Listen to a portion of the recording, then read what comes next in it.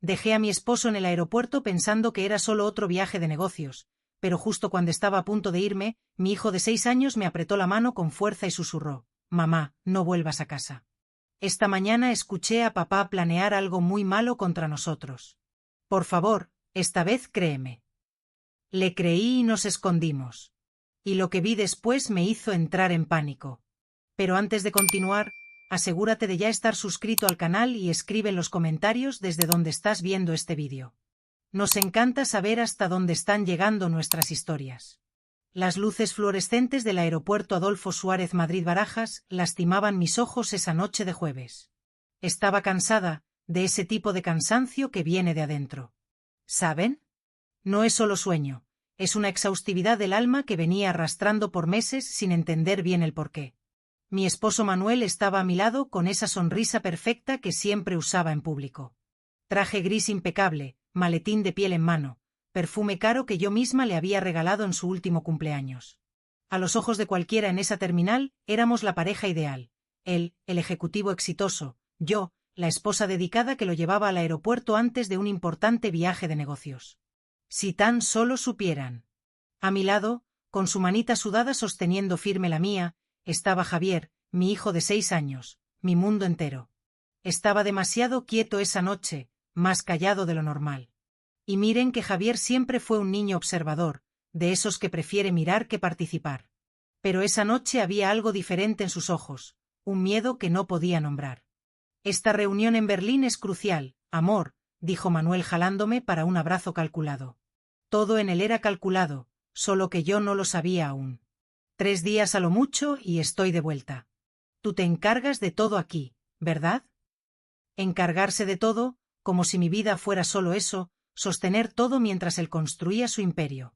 Pero sonreí como siempre sonreía, porque eso era lo que se esperaba de mí. «Claro, estaremos bien», respondí sintiendo que Javier apretaba mi mano con más fuerza aún. Manuel se agachó frente a nuestro hijo. Puso ambas manos en sus hombros de esa forma que siempre hacía cuando quería parecer el padre perfecto. «¿Y tú, campeón, cuidas a mami por mí?» Javier no respondió, solo asintió con la cabeza, los ojos fijos en el rostro de su padre. Esa mirada era como si estuviera memorizando cada detalle, cada rasgo, como si estuviera viendo a Manuel por última vez. Debía haberlo notado. Debía haber sentido que algo andaba mal allí mismo. Pero nunca notamos las señales cuando vienen de quien amamos, ¿cierto? Creemos que conocemos a la persona, que después de 8 años de matrimonio nada puede sorprendernos. ¡Qué ingenua fui! Manuel besó la frente de Javier, luego la mía. «Los amo. Hasta pronto». Y entonces se dio la vuelta, tomó su maleta de mano y caminó hacia la puerta de embarque. Javier y yo nos quedamos allí, parados en medio de esa multitud de despedidas y reencuentros, viéndolo desaparecer. Cuando finalmente ya no pude ver a Manuel, respiré hondo. «Vamos, hijo, vamos a casa». Mi voz salió cansada. Solo quería llegar a casa, quitarme esos tacones incómodos que me había puesto para verme más arreglada y tal vez ver algo en la televisión hasta que me llegara el sueño. Empezamos a caminar por el largo pasillo del aeropuerto, nuestros pasos resonando en el suelo. Javier estaba aún más quieto ahora y yo podía sentir la tensión en su pequeño cuerpo a través de la manita que sostenía la mía. «¿Todo bien, amor? Estás muy callado hoy». No respondió de inmediato. Seguimos caminando, pasando junto a las tiendas cerradas, los paneles con horarios de vuelo, la gente apurada jalando maletas.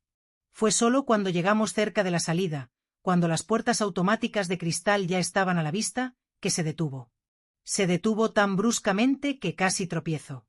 «Javier, ¿qué pasa?» Fue entonces que me miró. Y cielos, esa mirada nunca la olvidaré. Era puro terror, ese tipo de miedo que un niño de 6 años ni siquiera debería conocer. «Mamá», susurró, la voz temblándole. «No podemos volver a casa». Mi corazón dio un salto extraño en el pecho. Me agaché frente a él, sosteniendo sus 2 bracitos. «¿Cómo que no, hijo? Claro que vamos a casa, es tarde. Necesitas dormir, ¿no?» Su voz salió más fuerte, desesperada. Algunas personas voltearon la cabeza a vernos. Tragó saliva y continuó, ahora en un susurro urgente. «Mamá, Por favor, no podemos volver. Créeme esta vez, por favor. Esta vez, esas dos palabras me dolieron porque era verdad. Semanas atrás, Javier me había contado que vio un coche extraño parado frente a nuestra casa. El mismo coche, 3 noches seguidas. Le dije que era coincidencia. Días después, juró que había oído a papá hablando bajito en la oficina sobre resolver el problema de una vez. Le dije que eran asuntos de trabajo, que no debía escuchar conversaciones de adultos. No le creí. Y ahora él estaba suplicándome con lágrimas comenzando a formarse en esos ojitos cafés. Esta vez créeme. Javier, explícame qué está pasando. Mi voz salió más firme de lo que me sentía por dentro. Él miró a su alrededor como si tuviera miedo de que alguien pudiera oírlo. Luego me jaló del brazo haciéndome inclinarme aún más cerca de él y susurró a mi oído. Esta mañana muy temprano, me desperté antes que todos. Fui por agua y escuché a papá en su oficina. Estaba en el teléfono. Mamá, dijo que esta noche cuando estuviéramos durmiendo iba a pasar algo malo. Que él necesitaba estar lejos cuando sucediera. Que nosotros ya no íbamos a estar en su camino. Mi sangre se congeló. Javier, ¿estás seguro? ¿Estás seguro de lo que oíste? Asintió con la cabeza, desesperado. Dijo que había gente que iba a encargarse de eso. Dijo que finalmente iba a ser libre. Mamá, su voz no era la voz de papá, era diferente, aterradora. Mi primer instinto fue negarlo, decir que era imaginación, que él había entendido mal, que Manuel jamás. Pero entonces recordé cosas. Pequeñas cosas que había ignorado. Manuel aumentando el seguro de vida hace 3 meses, diciendo que era solo una precaución. Manuel insistiendo en que yo pusiera todo, la casa en Madrid, el coche, incluso la cuenta conjunta, solo a su nombre. Facilita los impuestos, amor. Manuel enojándose cuando mencioné que quería volver a trabajar. No es necesario. Yo me encargo de todo. Las llamadas extrañas que contestaba encerrado en la oficina, los viajes cada vez más frecuentes y esa conversación que escuché sin querer 2 semanas atrás, cuando pensé que estaba dormido. Murmuraba al teléfono, sí, sé el riesgo, pero no hay otra manera. Tiene que parecer accidental. En ese momento me convencí de que era sobre trabajo, sobre algún negocio arriesgado, pero, ¿y si no lo era? Miré a Javier, a ese rostro aterrorizado, a las lágrimas que rodaban, a las manitas temblorosas, y tomé la decisión más importante de mi vida. Está bien, hijo, te creo. El alivio que pasó por su rostro fue instantáneo, pero duró poco. Entonces, ¿qué vamos a hacer? Buena pregunta. Mi cerebro estaba acelerado. Si Javier estaba en lo cierto, y cada célula de mi cuerpo estaba empezando a gritar que lo estaba, volver a casa era una sentencia de muerte. Pero, ¿a dónde ir? ¿A casa de quién? Todos nuestros amigos eran amigos de Manuel también. Mi familia vivía en otra provincia. ¿Y si me equivocaba? ¿Si era todo un terrible malentendido? Pero, ¿y si no lo era? Vamos al coche, decidí. Pero no vamos a ir a casa. Vamos a vigilar de lejos, solo para estar seguras. ¿De acuerdo? Javier asintió con la cabeza. Tomé su mano nuevamente y caminamos hacia el estacionamiento. Mi corazón latía tan fuerte que podía escuchar la sangre pulsando en mis oídos. Cada paso parecía pesar 1 tonelada. El aire frío de la noche me golpeó al salir del aeropuerto. El estacionamiento estaba poco iluminado, con solo algunos coches dispersos.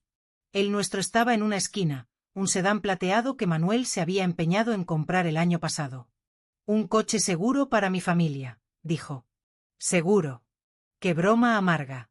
Abrimos el coche y entramos. Le puse el cinturón a Javier, luego el mío. Mis manos temblaban tanto que me tomó 3 intentos encender el motor.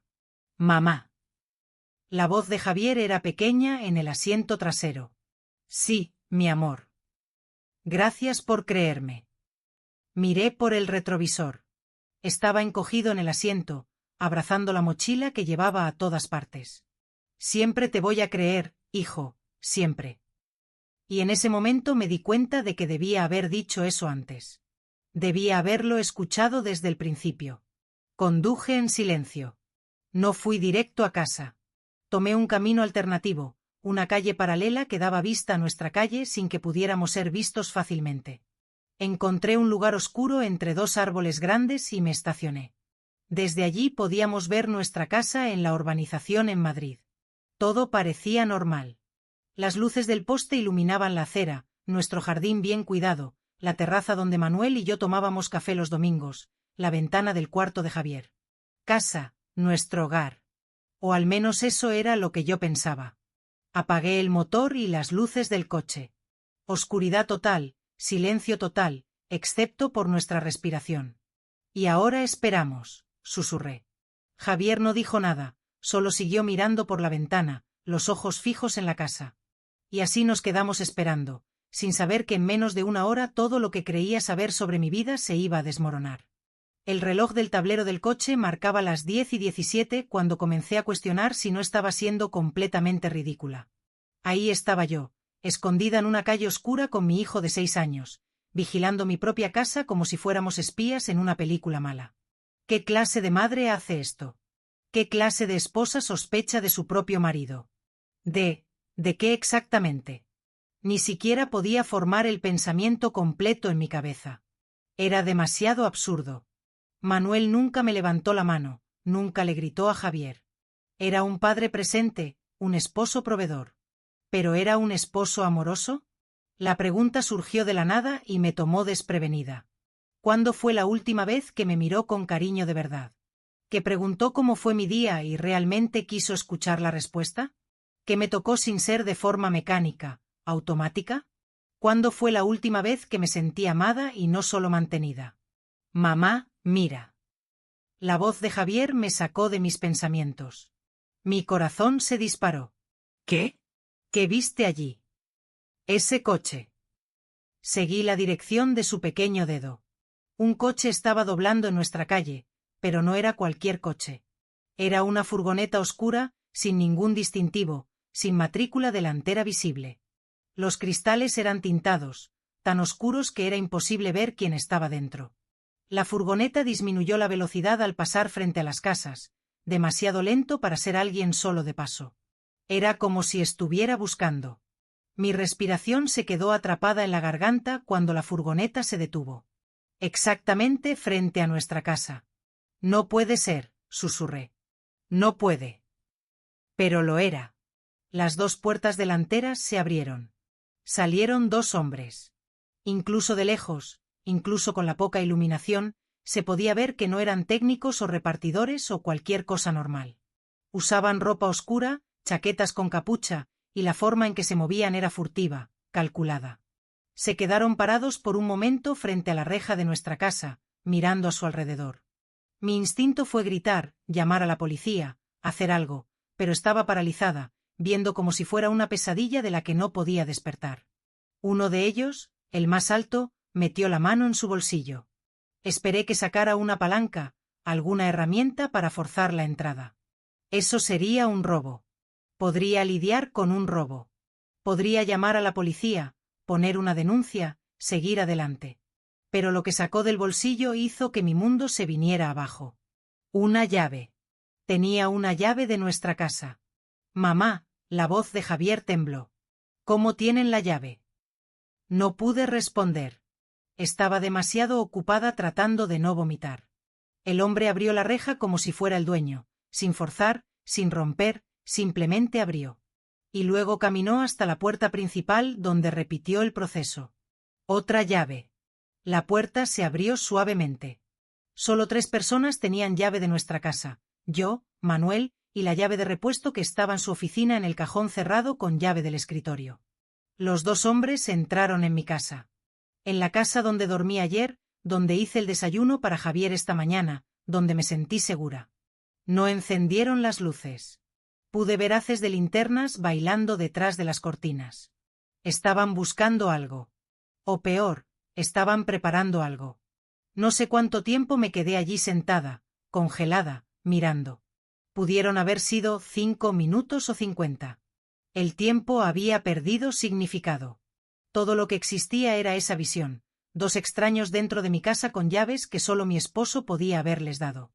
Entonces sentí el olor. Al principio pensé que lo estaba imaginando, pero se hizo más fuerte. Un olor químico, fuerte, gasolina. Mamá, ¿qué olor es ese?, preguntó Javier. Y fue cuando vi humo. Comenzó pequeño, solo un hilo delgado saliendo de la ventana de la sala, luego otro de la ventana de la cocina. Y entonces vi el brillo, ese brillo naranja siniestro que solo puede significar una cosa: fuego. No. Salí del coche sin pensar. No, no, no. La mano de Javier me jaló de vuelta. Mamá, no, no puedes ir allá. Tenía razón. Lo sabía, pero era mi casa, mis cosas, las fotos de cuando Javier nació, el vestido de novia guardado en el armario, los dibujos que Javier hacía y yo pegaba en el refrigerador, la manta que mi abuela tejió antes de morir, todo quemándose. Las llamas crecieron rápido, aterradoramente rápido. En cuestión de minutos, la sala estaba totalmente invadida. El fuego lamía las paredes, rompía las ventanas, subía al segundo piso donde estaba el cuarto de Javier. Fue cuando las sirenas comenzaron. Alguien debió haber visto el humo y llamado a los bomberos. La furgoneta oscura salió a toda prisa, sin encender las luces, desapareciendo la esquina segundos antes de que apareciera el primer camión de bomberos. Yo estaba temblando tanto que apenas podía mantenerme en pie. Javier me abrazaba por detrás, su carita hundida en mi espalda sollozando. Javier tenía razón, murmuré. Tuviste razón, hijo. Tuviste razón. Si hubiéramos vuelto a casa, si no le hubiera creído, estaríamos allí dentro ahora, durmiendo sin saber. Y esos hombres habrían, no pude completar el pensamiento. Mis piernas cedieron y caí de rodillas allí mismo en medio de la calle oscura, viendo mi vida convertirse en cenizas. Mi celular vibró en mi bolsillo. Con las manos temblorosas lo tomé. Era un mensaje de Manuel. Amor, acabo de aterrizar. Espero que tú y Javier estén durmiendo bien. Los amo. Hasta pronto. Leí el mensaje una vez. 2, 3. Cada palabra era un cuchillo. Cada emoji de corazón era veneno. Él lo sabía. Claro que lo sabía. Estaba en Berlín construyendo su coartada perfecta mientras contrataba gente para matarnos, para quemarnos vivos mientras dormíamos. Y luego regresaría como el esposo devastado, el padre de luto. Lloraría en el velorio, recibiría las condolencias y se quedaría con todo: el seguro de vida, la casa o lo que quedara de ella, la cuenta bancaria libre. Eso fue lo que Javier le oyó decir en el teléfono: finalmente voy a ser libre. Libre de mí, libre de su hijo. La náusea vino con fuerza. Me di la vuelta y vomité allí mismo en la acera. Todo lo que tenía en el estómago salió junto con cualquier ilusión que aún me quedaba sobre mi matrimonio. Cuando finalmente pude parar, me limpié la boca con la manga de mi blusa y miré a Javier. Estaba sentado en la acera, abrazando sus rodillas, mirando la casa arder. Las lágrimas rodaban por su carita, pero ya no sollozaba, solo miraba. Un niño de 6 años no debería tener esa expresión, esa comprensión terrible y prematura de que personas que deberían amarte pueden querer hacerte daño. Me senté a su lado y lo jalé hacia un abrazo apretado. Lo siento, susurré en su cabecita. Lo siento por no haberte creído antes. Lo siento por todo. Él se aferró a mí como si yo fuera lo único sólido en un mundo que se había volteado de cabeza. Y tal vez lo era. ¿Qué vamos a hacer ahora, mamá? Era la pregunta del millón, ¿no? ¿Qué haces cuando descubres que el hombre que prometió amarte y protegerte en realidad quiere verte muerta? No podíamos volver a casa. Ni siquiera existía ya una casa a la que volver. No podíamos ir a la policía. Manuel tenía una coartada de hierro y éramos solo yo y la palabra de un niño de 6 años contra la suya. No podíamos ir con amigos o familia. Todos pensarían que estaba loca, en shock por el incendio, inventando cosas. Y Manuel. Manuel estaba libre, volando de vuelta probablemente en unas horas, practicando la expresión de shock y tristeza que iba a usar cuando descubriera la tragedia. Necesitábamos ayuda. Ayuda de alguien que Manuel no conociera, alguien que pudiera entender, alguien que supiera cómo lidiar con... ¿Con qué? ¿Intento de homicidio? ¿Conspiración para matar? Fue entonces que recordé. Mi papá, Roberto Ortega, antes de morir hace 2 años me había dado una tarjeta. Estaba en un día difícil, justo después de su diagnóstico. Me llamó al cuarto del hospital, tomó mi mano y dijo: Lucía, no confío en ese marido tuyo. Nunca confié. Si un día necesitas ayuda, ayuda de verdad, busca a esta persona. La tarjeta tenía un nombre, abogada Elena García, y un número de teléfono. En ese momento me ofendí. ¿Cómo podía mi papá no confiar en Manuel? Manuel, que era tan atento con él, que lo visitaba en el hospital, que pagaba a los mejores doctores. Pero ahora entendía. Mi padre vio algo que yo me negué a ver y me dejó una salida. Tomé el celular nuevamente, la batería estaba al 23%. Necesitaba tomar una decisión rápido. Javier, ¿recuerdas aquella tarjeta que el abuelo me dio, la que guardé en la cartera? Él asintió con la cabeza. Voy a llamar a la persona que está en ella.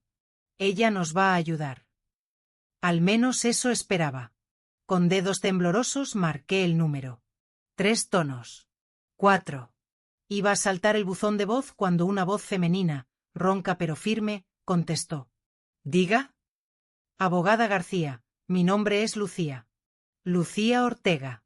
Usted no me conoce, pero mi padre era Roberto Ortega. Él me dio su número. Yo necesito mucha ayuda. Hubo una pausa. Luego, Lucía. Roberto me habló de ti. ¿Dónde estás? Mi casa acaba de incendiarse. Estoy en la calle con mi hijo y mi esposo. Mi esposo intentó matarnos. Otra pausa más larga. Cuando volvió a hablar, la voz era diferente, más urgente. ¿Estás a salvo ahora? ¿Puedes conducir? Sí. Entonces anota esta dirección. La oficina de la abogada García quedaba en un edificio antiguo en el centro de Toledo, a 1 hora de Madrid. El tipo de lugar que pasas de largo sin notarlo. No tenía un letrero llamativo, solo una pequeña placa de bronce: E. García, asesoría legal.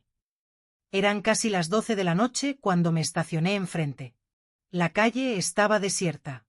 Javier se había dormido en el asiento trasero durante el trayecto, exhausto de tanto llorar. Tuve que cargarlo en brazos. Antes de que tocara el timbre, la puerta se abrió. Una mujer estaba allí. Debía tener unos 60 años, cabello canoso recogido en un moño, gafas colgadas de una cadenita. Usaba una blusa sencilla y pantalones vaqueros como si la hubieran despertado, pero sus ojos estaban alertas, analizando cada detalle mío y de Javier. Lucía, sí, pasa rápido. Obedecí. Ella cerró la puerta detrás de nosotros, pasando 3 cerrojos diferentes. La oficina olía a libros viejos y café fuerte. Había pilas de expedientes por todas partes, archivos antiguos, una mesa llena de papeles.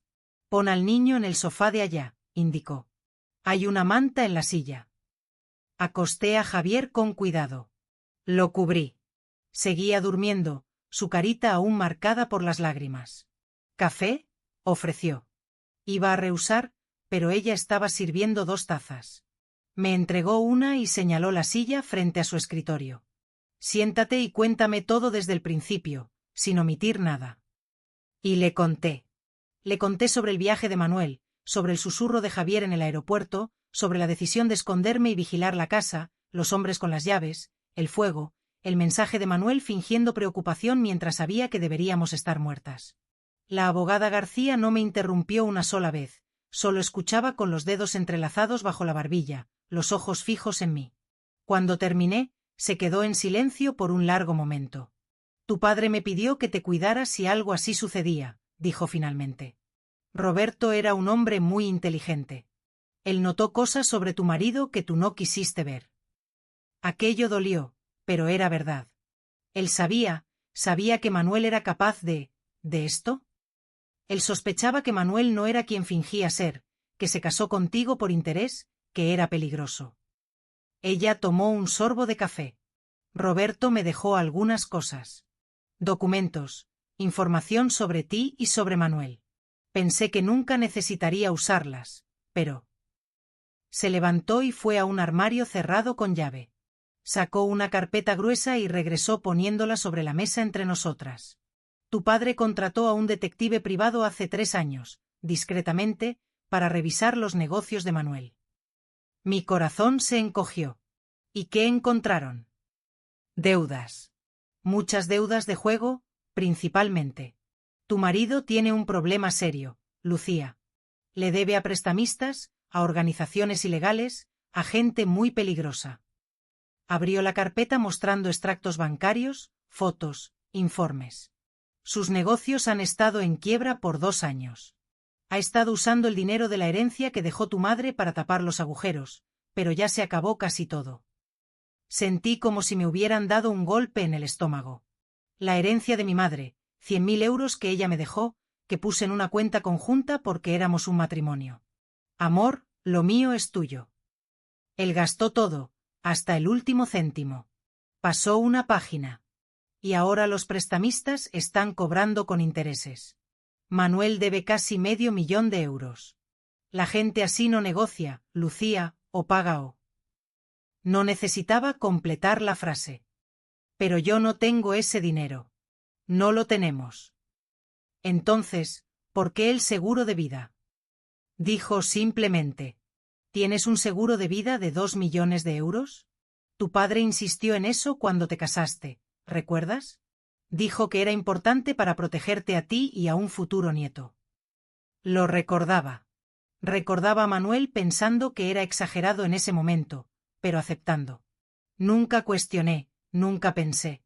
¿Y si yo muriera en un accidente? Continué el razonamiento sintiendo la bilis subir a mi garganta. Manuel recibiría los 2 millones, pagaba las deudas, quedaba libre. Exactamente. La abogada García cerró la carpeta. Y un incendio es el tipo perfecto de accidente. Difícil de probar que fue provocado, difícil de rastrear, y él tiene la coartada perfecta. Estaba en otro país cuando sucedió. Pero yo no morí. Y Javier tampoco. Y él aún no lo sabe. La forma en que dijo aquello hizo que algo hiciera clic en mi cabeza. Está sugiriendo que lo deje pensar que el plan funcionó por ahora. Se inclinó hacia adelante. Lucía, si apareces ahora, será su palabra contra la tuya. ¿Tienes pruebas? ¿Testigos? Algo más que la historia de un niño de 6 años que pudo haber entendido mal una conversación. No tenía nada, solo la certeza en mi corazón y el miedo en los ojos de mi hijo. Pero, ¿y los hombres que incendiaron la casa? La policía no va a investigar. Lo harán y concluirán que fue un accidente, un cortocircuito, una fuga de gas, cualquier cosa. Esos hombres son profesionales, Lucía. No dejan rastros. Suspiró. Manuel planeó esto muy bien. El único fallo en su plan fue que Javier escuchó y que yo le creí. Miré a mi hijo durmiendo en el sofá, tan pequeño, tan inocente, y aún así había salvado nuestras vidas. Entonces, ¿qué hago? No puedo simplemente desaparecer. Mis documentos, mi identificación, todo se quemó en la casa. No tengo dinero. No tengo a dónde ir. Me tienes a mí, dijo la abogada García. Y tienes algo que Manuel no sabe que tienes. ¿Qué? Ella sonrió. Una sonrisa fría que me hizo ver por qué mi padre confiaba en ella. La verdad. Y tiempo para probarla. Manuel regresará mañana. Fingirá estar devastado. Hará teatro para la policía y los vecinos. Buscará los cuerpos, y cuando no los encuentre, sabrá que algo salió mal. Sí, pero para entonces nosotras ya estaremos 10 pasos adelante. No entendí completamente lo que quiso decir, pero estaba demasiado exhausta para cuestionar, demasiado exhausta para pensar. Apenas podía mantener los ojos abiertos. Tú y el niño se quedarán aquí hoy, decidió. Hay un cuartito en la parte de atrás. No es gran cosa, pero tiene una cama. Mañana planearemos los siguientes pasos. Abogada, ¿por qué está haciendo esto? ¿Por qué ayudar tanto así? Se quedó callada por un momento, mirando algún punto más allá de mí, perdida en algún recuerdo. Roberto me salvó la vida una vez. Hace mucho tiempo, cuando mi propio marido intentó matarme. Regresó la mirada hacia mí. Sé exactamente lo que estás sintiendo ahora, Lucía. El shock, la traición, el miedo. Y le prometí a tu padre que si me necesitabas, aquí estaría. Es una deuda que tengo el placer de pagar. Me tragué las lágrimas que amenazaban con caer. Gracias. No me agradezcas aún. El juego acaba de comenzar. Dormí por tal vez 3 horas, pero parecieron 3 minutos. Desperté con Javier sacudiéndome, asustado, preguntando dónde estábamos. Me tomó algunos segundos recordar y cuando recordé, la realidad cayó sobre mí como un balde de agua fría. Mi marido intentó matarme. No importaba cuántas veces me repitiera eso en la cabeza, seguía pareciendo irreal, surrealista, como si fuera una pesadilla de la que iba a despertar en cualquier momento. Pero no lo era. Y las noticias de la mañana lo probaron. La abogada García golpeó la puerta del cuartito a las 7. Enciendan la televisión. Canal Nacional. Ahí estaba. Incendio destruye casa en urbanización de lujo en Madrid, destino de la familia aún desconocido. Mostraban la casa, o lo que quedaba de ella. Solo paredes negras y escombros humeantes, bomberos aún trabajando. Y entonces lo mostraron a él, Manuel, bajando de un taxi en medio de la confusión, con una expresión que yo reconocía, la que usaba cuando ensayaba discursos importantes frente al espejo. Preocupación calculada, horror medido. Mi esposa, mi hijo. Por el amor de Dios, que alguien me diga que no estaban ahí dentro, gritaba a la cámara, a los policías, a quien quisiera escuchar. El reportero explicaba que él estaba viajando por trabajo, que acababa de aterrizar y había venido directo al lugar. Un esposo desesperado buscando a su familia desaparecida, narraba con esa voz grave de noticiero. Sentí a Javier encogerse a mi lado. Está mintiendo, susurró mi hijo. Está fingiendo que le importa. Y lo estaba. Se podía ver si mirabas con atención la forma en que chequeaba las cámaras antes de desplomarse en lágrimas. Como sus ojos estaban secos, incluso con las manos cubriendo su rostro. Como preguntaba a los bomberos, ¿ya encontraron los cuerpos? Con una urgencia que no era de quien tiene esperanza, era de quien necesita confirmación. Quería asegurarse de que estábamos muertas. La abogada García apagó la televisión. Buscará los cuerpos todo el día. Cuando no los encuentre, empezará a sospechar. Tenemos tal vez 24 horas antes de que se dé cuenta de que escaparon y luego entrará en pánico. Y la gente en pánico comete errores. Se sentó en la orilla de la cama. Lucía, necesito que me digas, ¿conoces la combinación de la caja fuerte que Manuel tiene en la oficina? Pensé por un momento. La conozco. Es su fecha de nacimiento. Demasiado obvio, pero sirve. Guarda documentos importantes allí. ¿Crees que? Creo que sí. Nunca puse mucha atención. Necesitamos esos documentos, especialmente si es lo suficientemente estúpido como para haber guardado algo que lo conecte a los hombres que contrató. Pero, ¿cómo? La casa está rodeada de policía ahora. Lo estará por algunas horas, pero de noche cuando se vaya al hotel, porque no querrá dormir en una casa quemada, podemos entrar. La miré como si estuviera loca. Quiere que yo me meta en mi propia casa. Técnicamente no es allanamiento si vives allí. Ella sonrió de esa manera fría de nuevo. Y además vamos a necesitar pruebas, evidencia, algo sólido que pruebe que Manuel planeó esto. Tenía sentido, un sentido aterrador, pero lo tenía. Yo voy contigo, dijo Javier de repente. De ninguna manera. Tú te quedas aquí, repliqué. Mamá, yo sé dónde papá esconde las cosas. Su voz era pequeña, pero determinada. Hay lugares que tú no conoces. Yo sé porque observo. Siempre observo. Y él observaba de verdad. Mi hijo callado, que todos creían tímido, era en realidad increíblemente atento. Notaba cosas que a mí se me pasaban por alto. Tiene razón, asintió la abogada. Los niños ven lo que los adultos ignoran. Si hay algo escondido, él sabrá dónde buscar. No me gustó la idea. No quería exponer a Javier al peligro de nuevo, pero también sabía que necesitábamos evidencia y que el tiempo se estaba acabando. El día transcurrió lentamente. Nos quedamos encerrados en la oficina viendo las noticias, viendo a Manuel hacer su teatro. Dio entrevistas a 3 canales diferentes, siempre con la misma historia. Un empresario devastado. La esperanza de un padre. La angustia de no saber. Mentiras, todo era mentira. Por las cámaras de seguridad de la urbanización, a las que la abogada García tenía acceso a través de un contacto, vimos a Manuel ser llevado a comisaría para prestar declaración. Lo vimos regresar y quedarse frente a la casa destruida por horas, conversando con vecinos, con policías, con quien apareciera. Y entonces, finalmente, cuando el sol comenzó a ponerse, lo vimos subir a un coche e irse. Ahora, dijo García. Me dio ropa oscura, guantes, una linterna pequeña. Hizo lo mismo con Javier. Parecíamos ladrones a punto de cometer un asalto, y en cierto modo era exactamente eso. Condujimos en silencio hasta cerca de la urbanización. Pero no entramos por el frente. La abogada conocía un acceso en la parte de atrás donde el muro era más bajo y no había cámaras. Beneficios de haber defendido al constructor en el divorcio, explicó. Escalamos el muro. Bueno, ella y yo escalamos. A Javier lo pasamos por encima. Del otro lado estaba oscuro. El olor a humo aún era fuerte. 20 minutos, susurró ella. Entran, toman lo que necesitan, salen. Yo me quedo vigilando aquí. Tomé la mano de Javier y caminamos hasta la casa.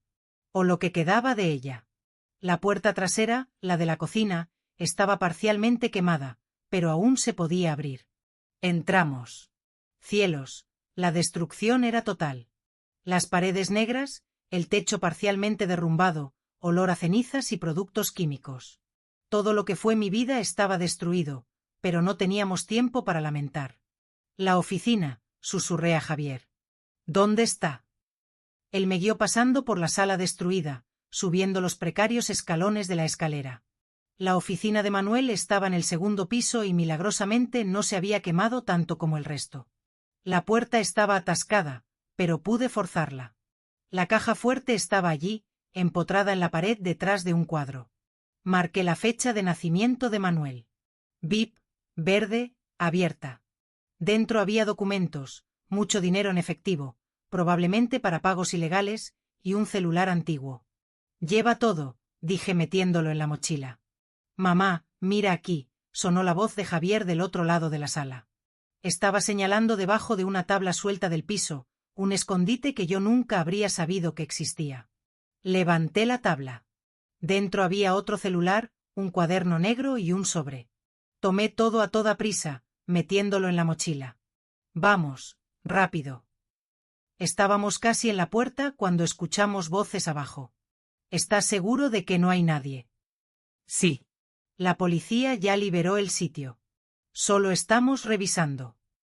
Mi sangre se congeló. Miré a Javier. Estaba pálido. No podíamos bajar. Quienquiera que fuera estaba bloqueando nuestra única salida. Agarré a Javier en brazos y nos metimos dentro del armario de la oficina. Mi corazón latía tan fuerte que estaba segura de que nos oirían. Por la rendija de la puerta del armario podía ver la luz de las linternas subiendo la escalera. 2 hombres. No eran policías. Reconocí las voces. Eran los mismos hombres que habían incendiado la casa. El jefe dijo que verificáramos si el trabajo fue concluido, dijo uno de ellos. Voz grave. Parece que aún no encontraron cuerpos. Imposible. El fuego era lo suficientemente fuerte como para que no quedara nada. Quizás ya los llevaron al forense. Mejor asegurar. Dale un vistazo a las habitaciones. Escuché pasos separándose, uno yendo hacia el cuarto principal, otro viniendo en nuestra dirección. La puerta de la oficina se abrió. Javier apretó mi mano con tanta fuerza que dolió. Me mordí el labio para no hacer ningún sonido. El hombre entró, la luz de la linterna barriendo la habitación se detuvo en la caja fuerte abierta. Oye, Luis, ven a ver esto. El otro apareció. ¿Qué pasó? La caja fuerte está abierta. No estaba así cuando salimos. ¿Estás seguro? Absolutamente. Ni siquiera tocamos la caja fuerte, solo le prendimos fuego y nos fuimos. Silencio tenso. Alguien estuvo aquí, concluyó. Recientemente. El polvo alrededor está revuelto. ¿Crees que fue la policía? La policía no roba dinero, y mira, hay marcas de pisadas pequeñas. Señaló con la linterna al suelo. Muy pequeñas para ser adulto. Mi estómago se hundió. Niño, dijo el primer hombre lentamente. Creo que tenemos un problema. Luis sacó un celular de su bolsillo. Voy a llamar al jefe. Necesita saberlo. No podía permitirlo. Si llamaba a Manuel, si le contaba que alguien había estado allí, que posiblemente éramos nosotras. Pero, ¿qué podía hacer? Estaba encerrada en un armario con mi hijo de 6 años, desarmada, sin salida. Fue entonces que escuché el grito. Vino de afuera, un grito femenino, fuerte, de pavor. ¿Qué narices fue eso? Luis salió disparado escaleras abajo. El otro hombre fue detrás. No perdí tiempo. Tomé a Javier en brazos y corrí. Bajé la escalera tan rápido que casi tropiezo. La puerta trasera estaba abierta. Debieron haber entrado por allí. Salimos, corrimos al muro. La abogada García estaba allí, jadeando. ¿Fuiste tú la que gritó?, pregunté mientras la ayudaba a saltar el muro. Necesitaba sacarlos de allí. ¿Funcionó? Sí. Le mostré la mochila. Tomé todo. Corrimos a su coche estacionado 2 manzanas más adelante. Solo cuando estábamos dentro, puertas cerradas, motor encendido y alejándonos, pude respirar. Esos hombres vieron que alguien tocó la caja fuerte, dije. Se lo contarán a Manuel. Excelente. La miré como si estuviera loca. ¿Cómo que excelente? Ahora él sabrá que estás viva, sabrá que tienes las pruebas, entrará en pánico. Ella sonrió mientras conducía.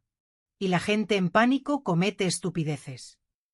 No sé si estaba de acuerdo con su lógica, pero estaba demasiado exhausta para discutir.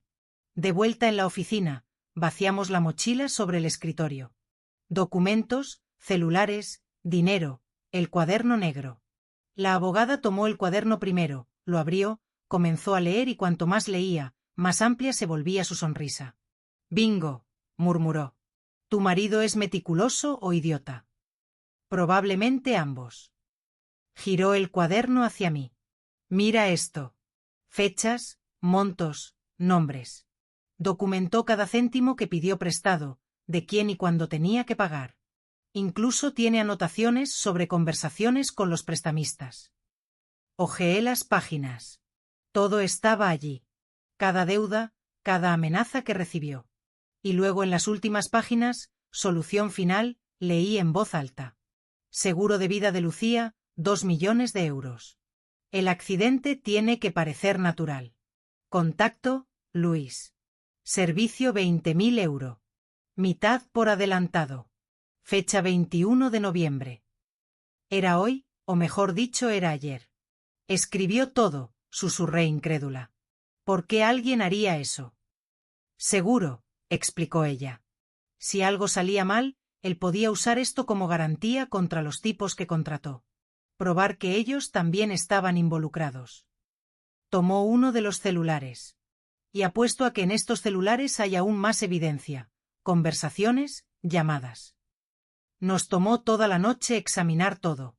Los celulares estaban protegidos con contraseña, pero la abogada tenía un contacto que logró desbloquearlos. Y allí estaba todo. Mensajes entre Manuel y Luis. Necesita ser un día que yo esté viajando. Coartada sólida. Tiene que parecer accidental. El fuego es bueno, difícil de rastrear. ¿Y el niño?, había preguntado Luis. Tampoco puede quedar nadie. Manuel había escrito fríamente sobre matar a nuestro hijo como si fuera un detalle menor, un inconveniente a resolver. Sentí el odio crecer dentro de mí, un odio frío, cortante. Ya no era la mujer que se había casado creyendo que había encontrado el amor. Era una madre protegiendo a su hijo. Y las madres son peligrosas cuando sus hijos están amenazados. ¿Esto es suficiente para arrestarlo?, pregunté. Suficiente para arrestar, condenar y tirar la llave, confirmó García. Pero necesitamos hacerlo bien.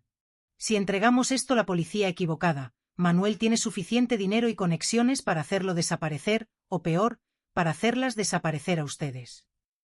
Entonces, ¿qué hacemos? Ella pensó por un momento. Conozco un inspector honesto, incorruptible, de la División de Homicidios. Inspector Ruiz.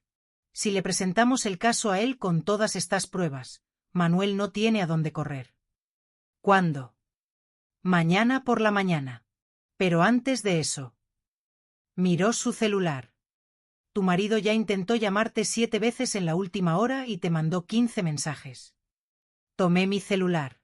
Estaba en silencio, pero la pantalla se encendía con notificación tras notificación. Lucía, por el amor de Dios, ¿dónde estás? Amor, estoy desesperado. Por favor, respóndeme. La policía dijo que no encontró tu cuerpo. ¿Dónde estás? ¿Estás herida, Lucía? Respóndeme. Y el más reciente, enviado hace 5 minutos. Sé que estás viva y sé que tomaste las cosas de la caja fuerte. Necesitamos hablar urgente. La máscara se había caído. Él lo sabe, dije. Perfecto. Respóndele. ¿Qué? ¿Estás loca? Respóndele. Dile que quieres encontrarte con él en un lugar público mañana por la mañana. ¿Por qué? La abogada García sonrió. Esa sonrisa que aprendí a temer y admirar al mismo tiempo. Porque le daremos una oportunidad para ahorcarse. Escribí la respuesta con los dedos temblorosos. Parque del Retiro. Mañana 10 de la mañana. Ven solo. La respuesta de Manuel llegó en segundos. Estaré allí, Lucía. Necesitamos hablar. Las cosas no son como tú piensas. No son como yo pienso, como si yo fuera la loca de la historia, como si no hubiera visto a 2 hombres incendiando mi casa con mis propias llaves. Perfecto, dijo García. Mañana por la mañana te encontrarás con él, pero no estarás sola. Ella explicó el plan. Era arriesgado, tal vez insano, pero podría funcionar. El inspector Ruiz y su equipo aceptaron ayudar cuando ella llamó y explicó la situación. Pondrían a personas de paisano en el parque, escuchas, cámaras. Todo lo que necesitábamos era hacer que Manuel confesara. Nunca va a confesar sabiendo que puede ser grabado, argumenté. No necesita confesar con palabras, replicó. Solo necesita actuar. Y los hombres desesperados siempre actúan. Esa noche no pude dormir. Me quedaba imaginando el encuentro, lo que diría, cómo miraría a los ojos del hombre que intentó matarme y fingiría normalidad. Javier dormía a mi lado, finalmente en paz después de días de terror. Al menos uno de nosotros podía descansar. A las 9:30 de la mañana siguiente, estábamos posicionadas. Yo sentada en una banca del Retiro con un abrigo con micrófono incorporado. Javier seguro en la oficina con la abogada García, viendo todo por cámaras que la policía instaló. El inspector Ruiz y su equipo esparcidos por el parque, disfrazados de gente paseando, vendedores ambulantes, corredores. Y entonces vi a Manuel. Apareció puntualmente a las 10 de la mañana, usaba ropa arrugada, probablemente la misma de ayer, ojeras profundas, barba sin afeitar. Por primera vez desde que lo conocí parecía humano, vulnerable. Pero yo sabía la verdad. Me vio y prácticamente corrió. Lucía, gracias a Dios, estás bien, intentó abrazarme. Retrocedí. No me toques. La máscara se deslizó por un segundo. Vi rabia en sus ojos antes de volver a expresar preocupación. Amor, sé que estás asustada, pero tienes que escucharme. ¿Escucharte? ¿Escucharte decir que, Manuel? ¿Que fue todo un error? ¿Que los hombres que incendiaron nuestra casa con nuestras llaves eran solo ladrones? Parpadeó calculando. Tú viste. Vi todo. Estaba allí. Javier y yo vimos todo. Se puso pálido. Miró a su alrededor, nervioso. Aquí no. Vamos a un lugar privado. No voy a ir a ningún lado contigo. Mantuve la voz firme, aunque mi corazón estuviera disparado. Habla aquí ahora. ¿Por qué intentaste matarme? Yo no fue así. Se pasó la mano por el cabello. Lucía, ¿no entiendes? Estoy en problemas. Debo mucho dinero a gente muy peligrosa. Te amenazaron. Amenazaron a Javier. Entonces decidiste matarnos antes. ¿Qué lógica es esa? No. Iba a sacarlas del país. Con el dinero del seguro podíamos empezar de nuevo en otro lugar, lejos de esos tipos. Era una mentira tan descarada que casi me río. Estás hablando del seguro que solo paga si yo muero. Se congeló. Se dio cuenta del error. Lucía. Cambió la táctica. La voz se volvió amenazadora. Tomaste cosas de mi caja fuerte. Necesito que me las devuelvas ahora. El cuaderno negro. La evidencia de que planeaste todo.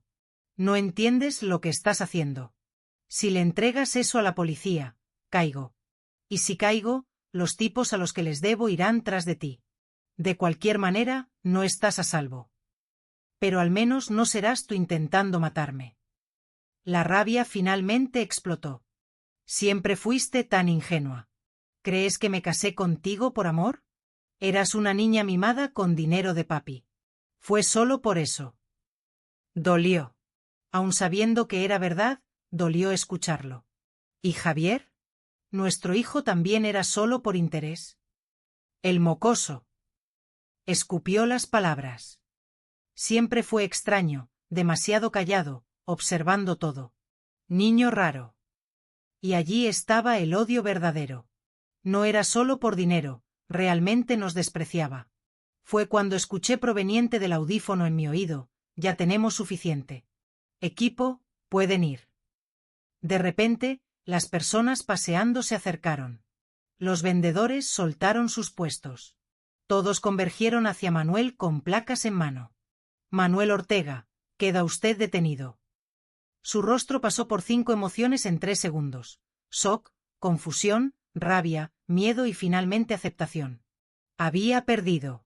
Pero antes de que pudieran esposarlo, hizo algo que nadie esperaba. Corrió.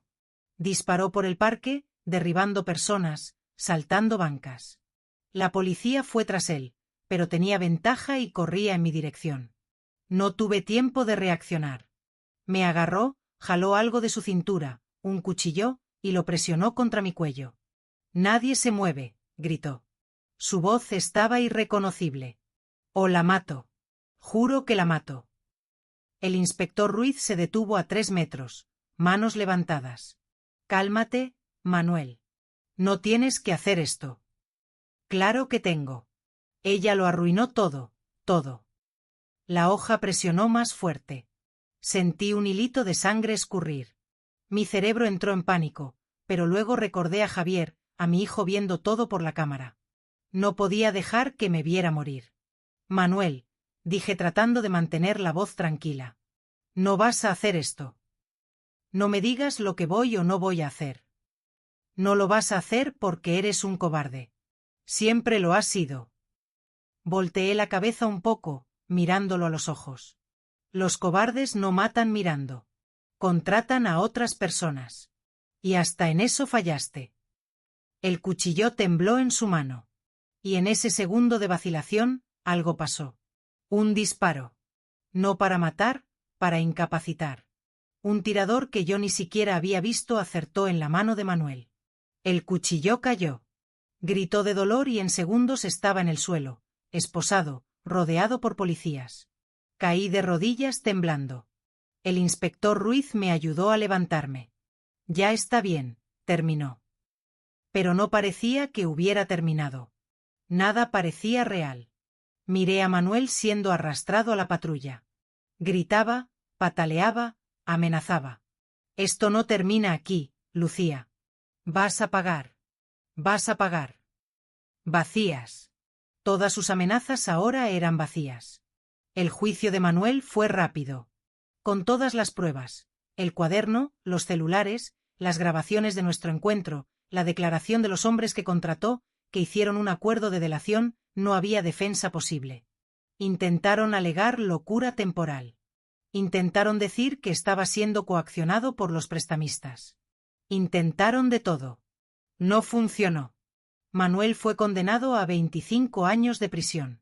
Intento de homicidio calificado 2 veces, incendio provocado, fraude, la lista era larga. Yo no fui al juicio. No quería ver su rostro nunca más. Pero la abogada García sí fue. Me mandó un mensaje cuando salió la sentencia: se hizo justicia. Justicia. La palabra parecía extraña. Porque no parecía justo que 8 años de mi vida hubieran sido una mentira. No parecía justo que mi hijo tuviera que crecer sabiendo que su propio padre quiso matarlo. Pero al menos estábamos vivos y libres. En los meses siguientes tuve que reconstruir todo, literalmente todo. Documentos, identidad, cuenta bancaria, casa. Conseguí acceso al dinero del seguro de la casa. Irónico, ya que Manuel la había quemado para obtener otro seguro. No era mucho, pero era suficiente para empezar de nuevo. La abogada García me ayudó con todo el papeleo. Más que eso, se convirtió en una amiga, tal vez la primera amiga verdadera que tuve. Tu padre sabía que me ibas a necesitar un día, me dijo una tarde tomando café en el nuevo piso que alquilé. Me hizo prometer que te cuidaría. ¿Cómo lo sabía? ¿Sobre Manuel? Intuición de padre. Ella sonrió. O tal vez vio cosas que tú, enamorada, no quisiste ver. Pequeñas señales. La forma en que Manuel miraba el dinero de tu familia. Cómo preguntaba sobre herencias. Cómo se irritaba cuando hablabas de trabajar. Tenía razón. Las señales siempre estuvieron allí. Fui yo quien eligió ignorarlas. Javier estaba yendo a terapia. Al principio no quería hablar sobre lo que sucedió, pero con el tiempo, poco a poco comenzó a abrirse. La terapeuta dijo que era resiliente. Los niños son más fuertes de lo que imaginamos. Pero incluso fuerte, tenía pesadillas. Despertaba gritando, diciendo que había fuego, que no podía salir, que su papá estaba viniendo. En esas noches yo me quedaba con él. Lo abrazaba, le cantaba las canciones que le cantaba cuando era bebé y poco a poco volvía a dormir. Mamá, me preguntó una noche, algunos meses después del juicio. ¿Todavía quieres a papá? La pregunta me tomó desprevenida. ¿Por qué preguntas eso? Porque fue malo, muy malo. Pero todavía es mi papá. Y no sé si está mal extrañarlo a veces. Mi corazón se rompió. Lo jalé hacia un abrazo apretado. No está mal, mi amor. Es tu papá. Y la parte del que conocías, la parte que jugaba contigo, que te llevaba al parque, esa parte era real para ti. O al menos tú creíste que lo era. Y no hay problema en extrañar eso. Pero intentó hacernos daño. Intentó, y eso fue horrible e imperdonable. Pero tus sentimientos son tuyos. Puedes extrañar al papá que creías tener y aún así estar enojado por lo que hizo. Ambas cosas pueden existir juntas. Se quedó quieto por un tiempo. Luego susurró, yo te salvé, ¿verdad, mamá? Me salvaste. Y te salvaste. Eres mi héroe, Javier. Él sonrió. Una sonrisa pequeña, pero genuina. Y en ese momento supe que íbamos a estar bien. No inmediatamente, no mágicamente, pero eventualmente. Comencé a trabajar de nuevo, algo que Manuel nunca permitió. Conseguí un empleo en una ONG que ayudaba a mujeres víctimas de violencia doméstica. Parecía apropiado. Yo entendía por lo que pasaban, el miedo, la vergüenza, la sensación de que de alguna manera era culpa de ellas. Y podía decir, de corazón, no es culpa de ustedes, nunca lo fue. La abogada García me ofreció una sociedad en su despacho después de un año. Tienes talento para esto y pasión. Sería un desperdicio no usarlo. Acepté. Volví a estudiar. Hice un curso de adaptación y me convertí en abogada, especializada en derecho de familia y casos de violencia doméstica. Usé el dolor para ayudar a otras personas y de alguna forma eso ayudó a curar mi propio dolor. 3 años después del incendio nos mudamos a una casa de verdad. Pequeña, sencilla, pero nuestra. Javier eligió su propio cuarto. Pintó las paredes de azul. Pero no de Batman. Mamá, ya crecí. Lo llenó de pósters de astronautas. Cuando sea grande voy a ser astronauta, anunció. O científico. Aún no decido. Me reí. Puede ser las dos cosas. En serio, se puede hacer eso. Se puede hacer cualquier cosa que quieras, hijo. Y yo creía en eso, porque habíamos sobrevivido a lo imposible. Que era un poco de ambición comparado con eso. De vez en cuando pensaba en Manuel, principalmente cuando firmaba los papeles del divorcio, que él impugnó, claro, pero perdió, o cuando veía noticias sobre él en prisión. Aparentemente no se estaba adaptando bien. Sentía lástima, no rabia, a veces, pero principalmente nada. Se había vuelto irrelevante. Una nota a pie de página en mi historia, no el capítulo principal. La vida siguió. Javier creció. Yo crecí con él. Aprendí a confiar de nuevo, no ciegamente, nunca más ciegamente, sino con sabiduría. Aprendí que las señales de alerta existen por una razón, que escuchar tu intuición no es paranoia. Y aprendí que a veces las personas que más amamos son las que más pueden herirnos, pero también aprendí que podemos sobrevivir a eso y hasta crecer. Hoy se cumplen 5 años desde aquella noche en el aeropuerto. 5 años desde que Javier susurró "no vuelvas a casa" y cambió nuestras vidas para siempre. Estoy sentada en la terraza de nuestra casa tomando café. Javier, ahora de 11 años, está en la sala haciendo la tarea. Es sábado, pero le gusta adelantar el trabajo. «Mamá», grita. «¿Puedo ir a casa de Luis después de comer?» «Puedes, pero vuelve antes de las 6». «Está bien». Sonrío a mi café. Tiene amigos ahora. Buenos amigos. Dejó de ser aquel niño callado y asustado. Sigue siendo observador. Siempre lo será. Pero también ríe, juega, vive como todo niño debería vivir. Mi celular suena. Es Elena García. O mejor dicho, Elena. Dejamos las formalidades hace mucho tiempo. Buenos días. Te levantaste temprano hoy. Tengo noticias, dice. Puedo escuchar la sonrisa en su voz. ¿Recuerdas aquel caso que tomamos el mes pasado? Fernanda.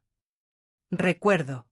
Mujer de 40 años, marido abusivo, 3 hijos, sin dinero para salir de casa. Lo logramos. Medida de protección aprobada. Ella y los niños ya están en el refugio a salvo. Cierro los ojos sintiendo ese calor en el pecho. Qué bueno, de verdad. Para eso hacemos esto, ¿verdad? Para estos momentos. Sí. Colgamos y me quedo allí pensando en cuántas mujeres hemos logrado ayudar en estos años. ¿Cuántos niños salvamos? No de forma tan dramática como Javier y yo fuimos salvados, pero salvados de todos modos, de relaciones tóxicas, de abusos, de situaciones sin salida. Transformamos nuestra tragedia en propósito. Mamá. Javier aparece en la puerta. ¿Puedo preguntarte algo? Siempre. Se sienta en la silla a mi lado. Está más grande ahora, creciendo demasiado rápido para mi gusto. Pronto será más alto que yo. ¿Tú eres feliz? La pregunta me toma por sorpresa. Lo soy.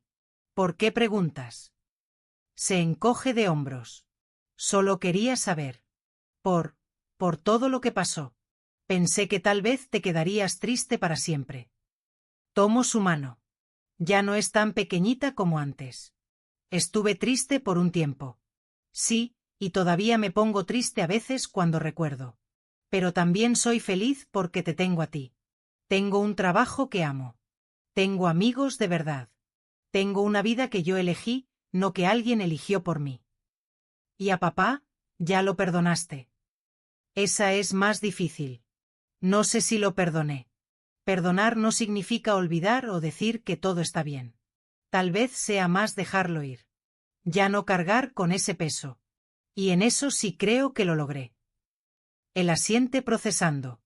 Yo creo que también. No pienso mucho en él.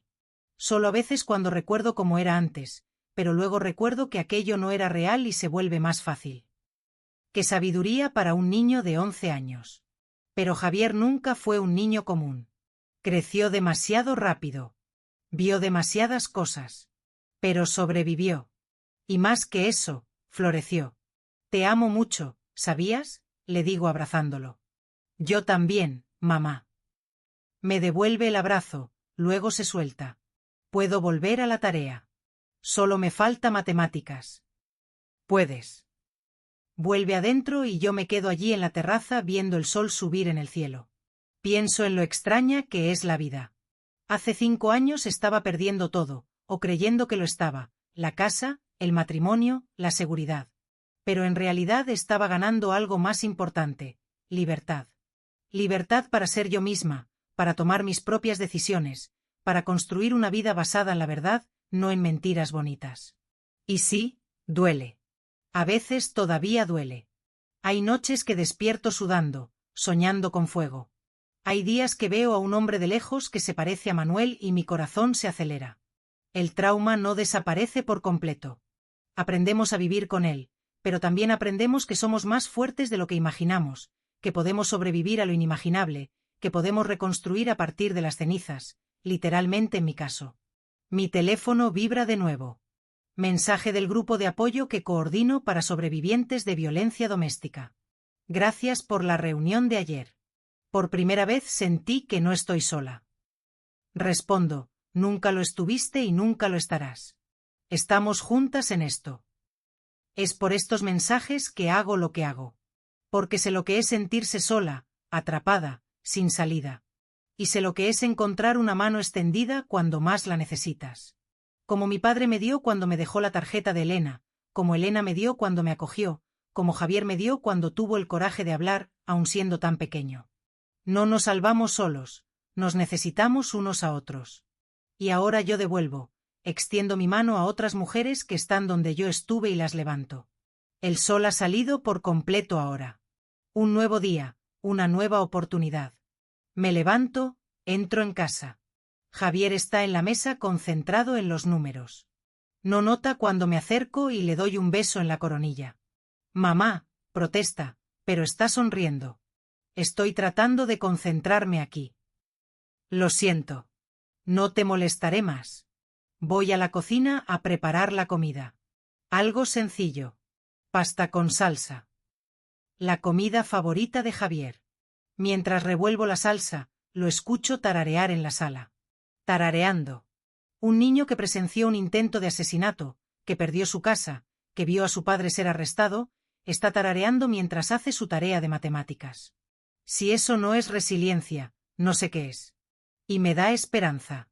Esperanza de que no importa lo que la vida nos lance, podemos sobrevivir, podemos superar, podemos incluso ser felices de nuevo.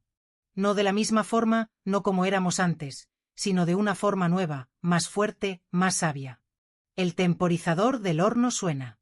Lo apago, empiezo a servir los platos. Javier, a comer. Aparece corriendo como siempre hace cuando es comida. Se sienta a la mesa con esa sonrisa amplia. ¿Qué hay de postre? ¿Helado? Si te comes toda la comida primero. Eso lo hago durmiendo. Reímos, comemos, conversamos sobre la semana, sobre los planes para el fin de semana, sobre el proyecto de ciencias que está haciendo en la escuela. Cosas normales, vida normal. Y es hermoso, después de todo. Es hermoso tener esa normalidad de nuevo. Después de comer, Javier se va a casa de su amigo. Yo lavo los platos, arreglo la casa, respondo algunos correos del trabajo. Rutina. Maravillosa, mundana rutina. Por la tarde, cuando Javier vuelve, vemos una película juntos. Animación tonta que me hace reír. Él se queja de que es cosa de niños, pero también ríe. Y cuando cae la noche, cuando lo acuesto, a pesar de que se queja de que ya está muy grande para eso, me da un abrazo apretado. Mamá. Sí. Gracias. ¿Por qué, amor? Por creerme aquel día en el aeropuerto. Si no me hubieras creído. Pero te creí. Creí en ti. Él sonríe, se acomoda en la cama. Buenas noches, mamá. Buenas noches, mi héroe. Apago la luz, cierro la puerta y por primera vez en 5 años no siento miedo del mañana. Porque no importa lo que venga, sé que lo enfrentaremos juntos y vamos a sobrevivir. Como siempre sobrevivimos. Ahora, si te ha gustado esta historia, no olvides suscribirte y activar la campanita para no perderte ningún vídeo nuevo. Si llegaste hasta el final, comenta desde dónde escuchaste mi historia y qué hora es donde estás. Gracias y hasta el próximo encuentro.